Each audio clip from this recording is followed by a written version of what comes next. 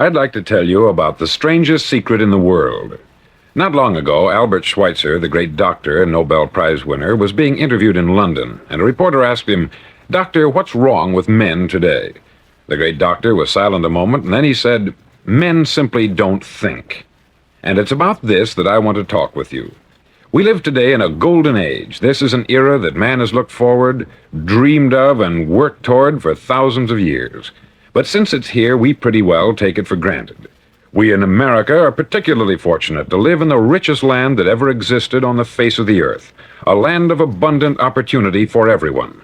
But do you know what happens? Let's take 100 men who start even at the age of 25. Do you have any idea what will happen to those men by the time they're 65? These 100 men who all start even at the age of 25 believe they're going to be successful. If you asked any one of these men if he wanted to be a success, he'd tell you that he did. And you'd notice that he was eager toward life, that there was a certain sparkle to his eye, an erectness to his carriage, and life seemed like a pretty interesting adventure to him. But by the time they're 65, 1 will be rich, 4 will be financially independent, 5 will still be working, 54 will be broke. Now think a moment.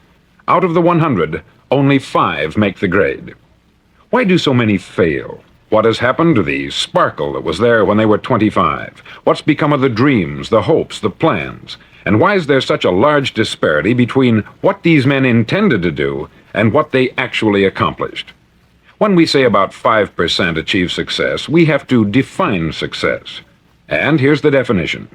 Success is the progressive realization of a worthy ideal. If a man is working toward a predetermined goal and knows where he's going, that man is a success. If he's not doing that, he's a failure. Success is the progressive realization of a worthy ideal. Rollo May, the distinguished psychiatrist, wrote a wonderful book called Man's Search for Himself. And in this book he says, "The opposite of courage in our society is not cowardice, it is conformity." And there you have the trouble today. It's conformity. People acting like everyone else, without knowing why, without knowing where they're going. Now think of it. In America right now, there are over 14 million people 65 years of age and over, and about 13 million of these 14 million are broke. They're dependent on someone else for life's necessities. Now, we learn to read by the time we're 7. We learn to make a living by the time we're 25. Usually, by that time, we're not only making a living, we're supporting a family. And yet, by the time we're 65, we haven't learned how to become financially independent in the richest land that has ever been known. Why?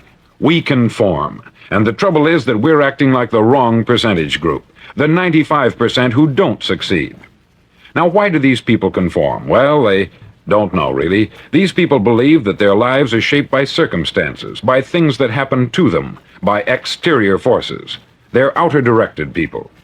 A survey was made one time that covered a lot of men, working men, and these men were asked this question: why do you work?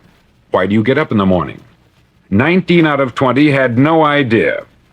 If you ask them, they'll say, everyone goes to work in the morning. And that's the reason they do it, because everyone else is doing it. Now let's get back to our definition of success. Who succeeds? The only man who succeeds is the man who is progressively realizing a worthy ideal. He's the man who says, I'm going to become this, and then begins to work toward that goal. I'll tell you who the successful people are. A success is the school teacher who's teaching school because that's what she wanted to do. The success is the woman who's a wife and mother because she wanted to become a wife and mother and is doing a good job of it. The success is the man who runs the corner gas station because that's what he wanted to do. The success is the successful salesman who wants to become a top-notch salesman and grow and build with his organization.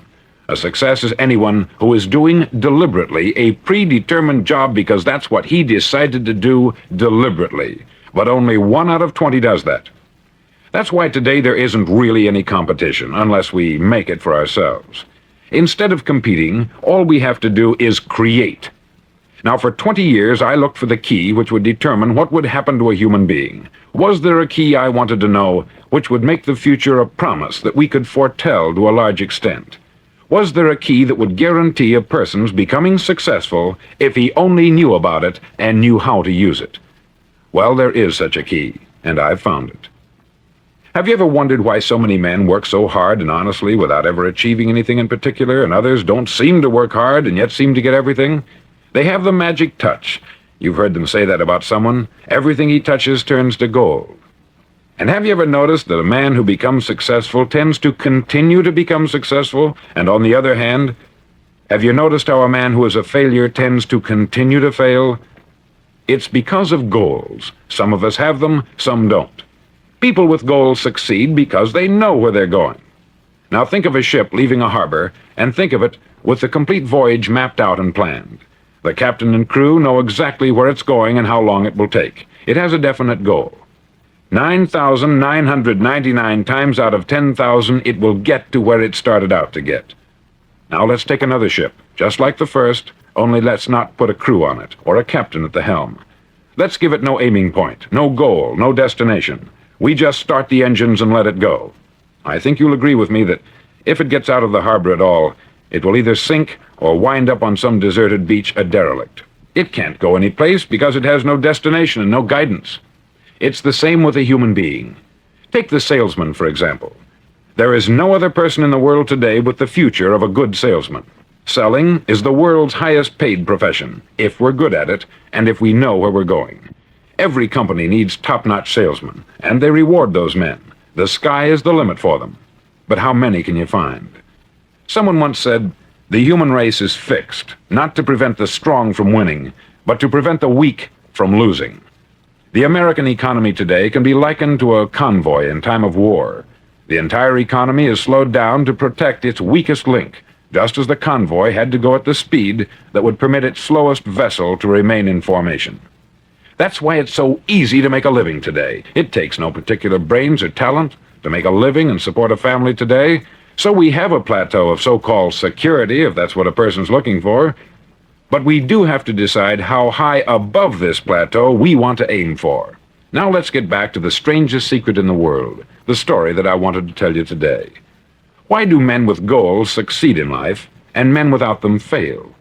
Well, let me tell you something which, if you really understand it, will alter your life immediately. If you understand completely what I'm going to tell you from this moment on, your life will never be the same again. You'll suddenly find that good luck just seems to be attracted to you. The things you want just seem to fall in line. And from now on, you won't have the problems, the worries, the gnawing lump of anxiety that perhaps you've experienced before.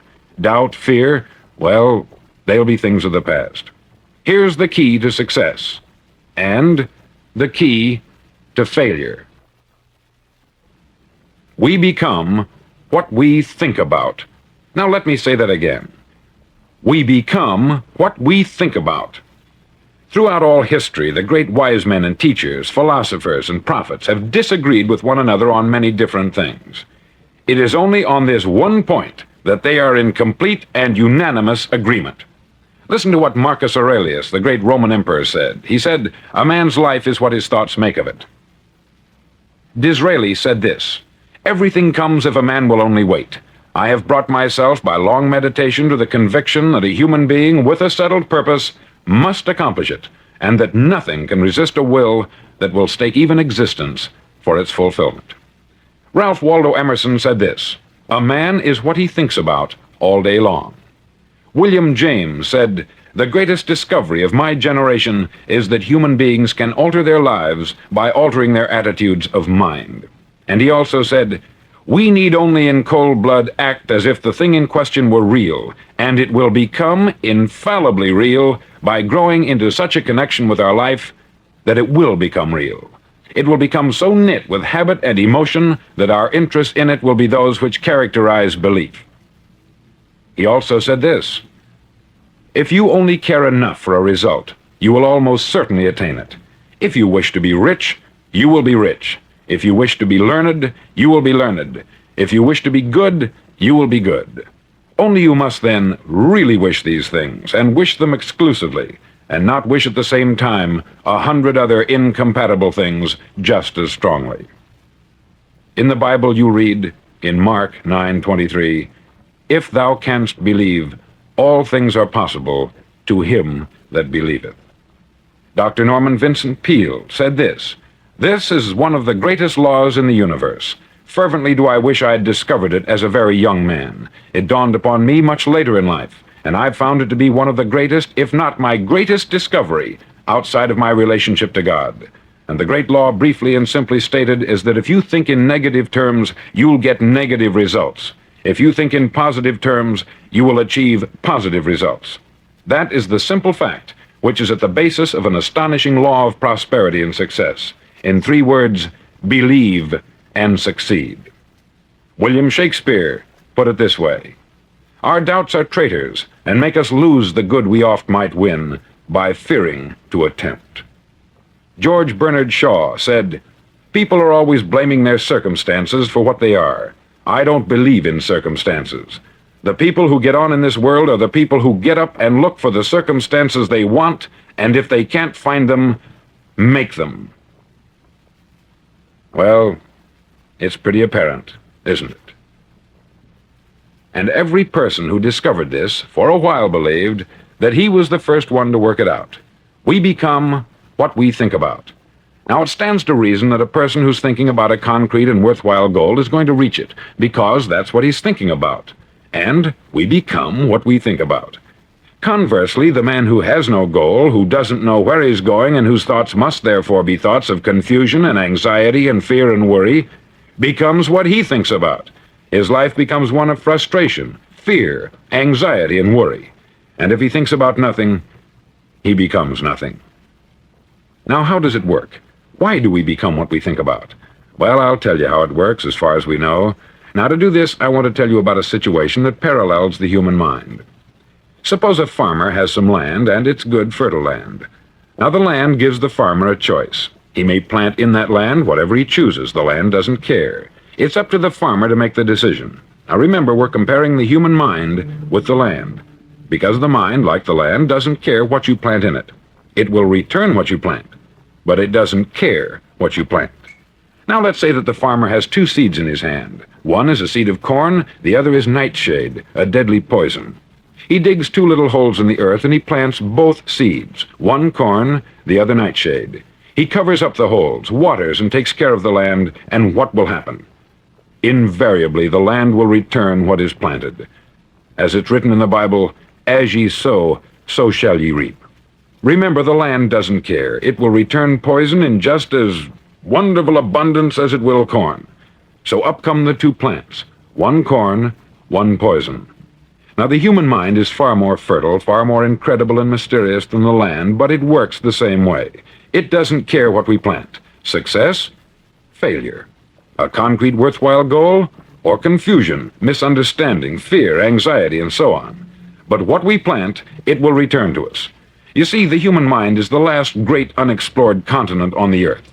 It contains riches beyond our wildest dreams. It will return anything we want to plant. Now, you might say, well, if that's true, why don't people use their minds more? Well, I think they've figured out an answer to that, too. Our mind comes as standard equipment at birth. It's free, and things that are given to us for nothing, we place little value on. Things that we pay money for, we value. The paradox is that exactly the reverse is true. Everything that's really worthwhile in life came to us free. Our mind, our soul, our body, our hopes, our dreams, our ambitions, our intelligence, our love of family and children and friends.